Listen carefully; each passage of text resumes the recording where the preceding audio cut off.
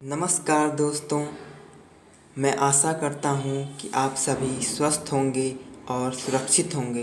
दोस्तों, इस वीडियो में हम श्री राजीव गांधी जी के जीवन के बारे में तथा उनके प्रधानमंत्रित्व काल में उनके द्वारा किए गए प्रशंसनीय और भारत को सशक्त बनाने वाले कार्यों के बारे में हम चर्चा करेंगे।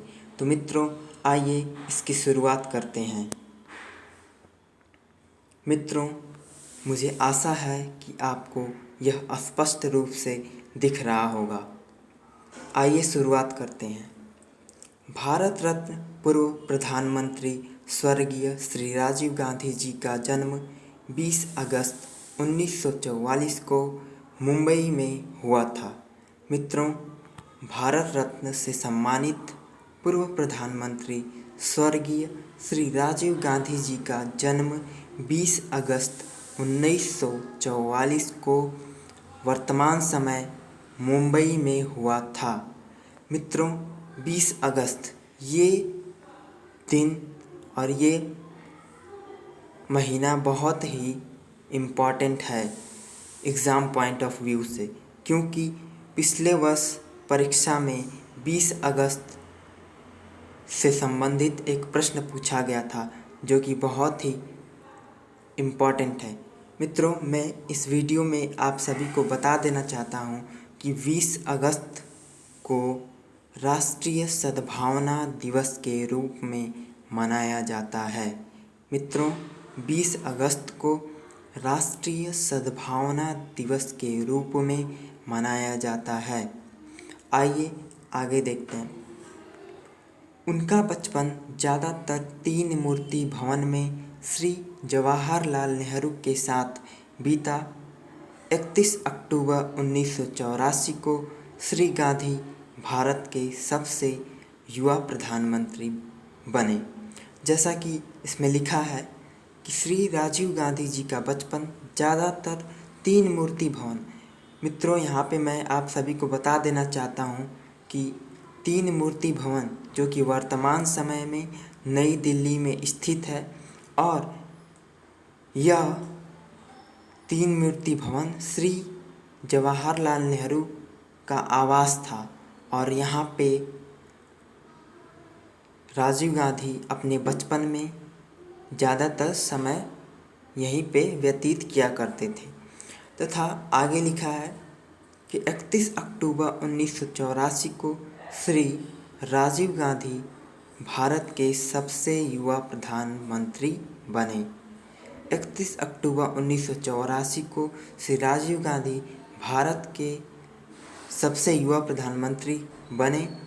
उस समय उनकी उम्र मात्र 40 वर्ष थी, जो कि भारत के सबसे युवा प्रधानमंत्रियों में से एक थे। मित्रों, आगे देखते हैं।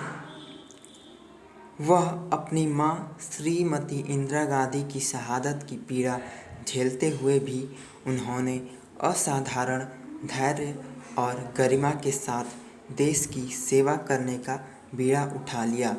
मित्रों, मैं यहाँ पे बता दूं कि राजीव गांधी जी राजनीति में आने से पहले एक पायलट थे, तथा उनका राजनीति में कोई रुचि नहीं था। लेकिन जब उनकी मां श्रीमती इंदिरा गांधी जी का देहांत हुआ। मित्रों, यहाँ पे मैं बताना चाहूँगा कि श्रीमती इंदिरा गांधी जी का देहांत 31 अक्टूबर 1984 को उनके सिख बॉडीगार्ड के द्वारा किया गया था। इस शहादत की पीड़ा झेलते हुए भी, यानी अपनी मां के देहांत होने के बावजूद इन सभी परेशानियों को झेलते हुए भी वह असाधारण धैर्य और गरिमा के साथ देश की सेवा करने का बीड़ा उठा लिया। तथा प्रधानमंत्री बनने से पहले, जैसा कि मैंने अभी बताया कि प्रधानमंत्री बनने से पहले उन्होंने मैकेनिकल इंजीनियरिंग की शिक्षा ली और पायलट का लाइसेंस हासिल किया और बतौर पायलट इंडियन एयरलाइंस में कार्य भी किया।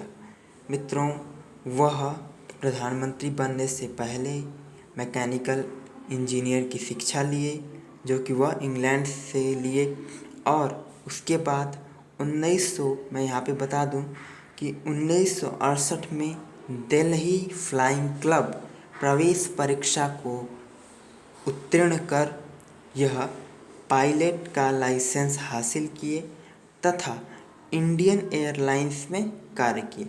मित्रों, अब आइए उनके प्रधानमंत्रित्व काल में किए गए महत्वपूर्ण कार्यों के बारे में चर्चा करें।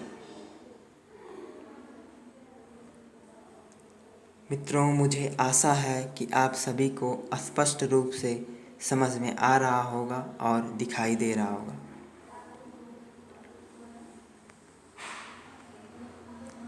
मित्रों, जैसा कि इसमें ऊपर लिखा हुआ है कि इनसे संबंधित सवाल सामान्य ज्ञान प्रतियोगिता का भी हिस्सा होंगे। तो मित्रों, यह बात ध्यानपूर्वक समझ लीजिए कि यह वाक्य सही है, क्योंकि पिछले वर्ष परीक्षा में उनके कार्यों से संबंधित कई प्रश्न पूछे गए थे। तो आइए हम लोग एक एक कार्यों को समझें और जानें। पहला है राजनीतिक सुधार। मित्रों, राजनीतिक सुधार में सर्वप्रथम वह दल बदल विरोधी कानून बनाए। जैसा कि उसमें लिखा है कि राजनीतिक दलों में बार बार दल बदल को ख़त्म करने के लिए श्री राजीव गांधी जी ने 1985 में दल बदल विरोधी कानून बनाया। मित्रों, मैं आपको नॉलेज इन्हांसमेंट के लिए एक और चीज़ बताना चाहूँगा, जो कि एग्ज़ाम पॉइंट ऑफ व्यू से बहुत ही इम्पॉर्टेंट है।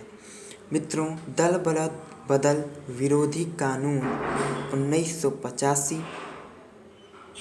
52वां संविधान संशोधन 1985 के 10वीं अनुसूची के अंतर्गत कानून बनाया गया था।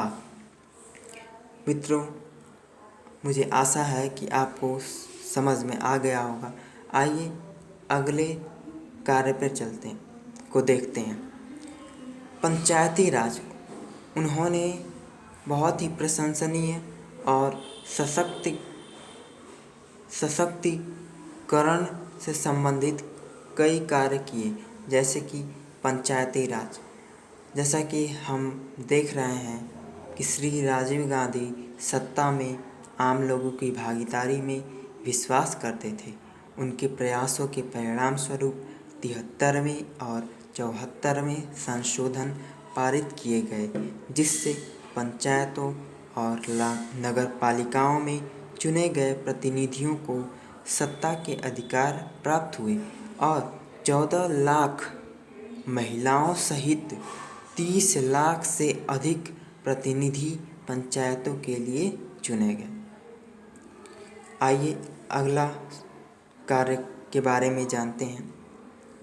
उनके द्वारा किया गया राष्ट्रीय एकीकरण से संबंधित कुछ महत्वपूर्ण कार्य हैं, जैसे पंजाब समझौता। वर्ष 1985 में श्री राजीव गांधी लोंगोवाल समझौते ने पंजाब में शांति का रास्ता बहाल किया। मित्रों, वर्ष 1985 में श्री राजीव गांधी लोंगोवाल समझौते ने पंजाब में शांति का रास्ता बहाल किया, यानी वहाँ शांति स्थापित हुआ। अगला देखते हैं असम समझौता। मित्रों, श्री राजीव गांधी ने असम आंदोलन के नेताओं के साथ शांति समझौता किया और 1985 में शांति स्थापित की। उन्होंने पंजाब के बाद असम समझौते में भी अपना योगदान दिया और वहाँ पे शांति स्थापित की। मित्रों, आइए अगले समझौतों के बारे में देखते हैं। जैसा कि अगला समझौता है मिजोरम समझौता।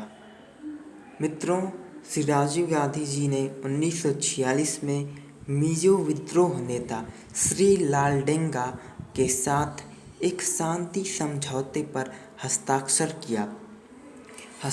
किए। मिजोरम को राज्य का दर्जा दिया गया, राज्य में शांति बहाल हुई और श्री लालडेंगा मुख्यमंत्री बने। यानी 1986 में राजीव गांधी जी ने मिजो विद्रोही नेता श्री लालडेंगा। मित्रों, यह प्रश्न पिछले वर्ष की सामान्य ज्ञान प्रतियोगिता में ये प्रश्न आया हुआ था कि किस विद्रोही नेता के साथ श्री राजीव गांधी जी ने मिजोरम समझौता पर हस्ताक्षर किए। तो मित्रों, इसका उत्तर है श्री लालडेंगा। ये बहुत ही महत्वपूर्ण प्रश्न है। आइए मित्रों, आगे देखते हैं विदेश नीति। उनके द्वारा विदेश नीति पर भी कई महत्वपूर्ण समझौते और सुधार किए गए, जैसा कि श्री राजीव गांधी जी ने रंगभेदी नीतियों के लिए दक्षिण अफ्रीका के खिलाफ वैश्विक प्रतिबंधों को सुनिश्चित करने की दिशा में काम किया। उन्होंने अपने व्यक्तिगत कूटनीतिक कौशल से अमेरिका के साथ भारत के संबंधों को भी मजबूत किया। आइए अगला देखते हैं चीन से संबंधित सुधार। श्री राजीव गांधी जी ने हमारे सबसे बड़े पड़ोसी के साथ संबंध सामान्य किए। 1988 में उनकी चीन यात्रा, जो कि एक भारतीय प्रधानमंत्री द्वारा 1954 के बाद पहली यात्रा, ने भारत चीन का व्यापार मार्ग खोलकर शांति के युग की शुरुआत की। यह ऐसे प्रधानमंत्री थे जो 1954 के बाद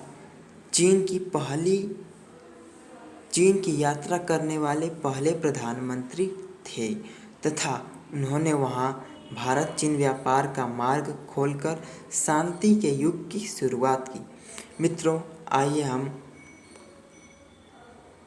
अगले सुधार को समझें। मालदीव में भी उन्होंने बहुत ही प्रशंसनीय कार्य किए, जैसा कि श्री राजीव गांधी जी ने मालदीव में विदेशी सैनिकों द्वारा तख्तापलट रोकने के लिए 1600 भारतीय सैनिकों को एयरलिफ्ट किया और वहां लोकतंत्र बहाल करने में मदद की। मित्रों, मैं आप सभी को बता देना चाहता हूं कि यह बहुत ही महत्वपूर्ण है। मालदीव से संबंधित जो कार्य राजीव गांधी जी ने किए अपने प्रधानमंत्रित्व काल में बहुत ही इम्पोर्टेंट है, क्योंकि ये इससे संबंधित प्रश्न पिछले वर्ष की परीक्षा में आए हुए थे।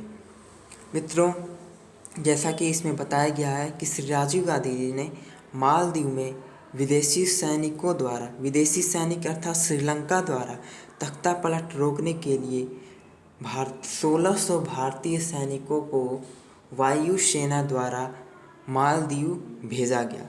मित्रों, यहाँ पे एक बहुत ही इम्पोर्टेंट बात आपको बता देना चाहूँगा कि इस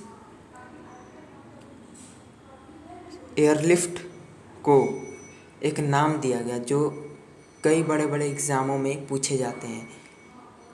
ऑपरेशन कैक्टस के नाम से इस 1600 भारतीय सैनिकों को एयरलिफ्ट किया गया को जाना जाता है, यानी ऑपरेशन कैक्टस नाम से इस कार्य को भी जाना जाता है।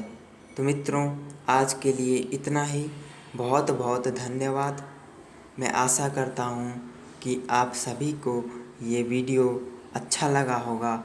यदि कहीं इसमें त्रुटि हो तो कृपया मुझे क्षमा करने का कष्ट करें तथा इस वीडियो को अधिक से अधिक लाइक करें, सब्सक्राइब करें और शेयर करें तथा मुझे मेरा उत्साह बढ़ाएं, जिससे मैं और भी अच्छे अच्छे वीडियो आपको प्रस्तुत करूं, जिससे आप आने वाली परीक्षा में मेरे ही जैसे तथा मेरे जैसे हजारों बच्चों की तरह आप भी प्रथम, द्वितीय, तृतीय सम्मान प्राप्त कर गौरवान्वित हों, सम्मानित हों, अपने ज़िले, अपने परिवार, अपने माता पिता के नाम को रोशन करें। बहुत बहुत धन्यवाद।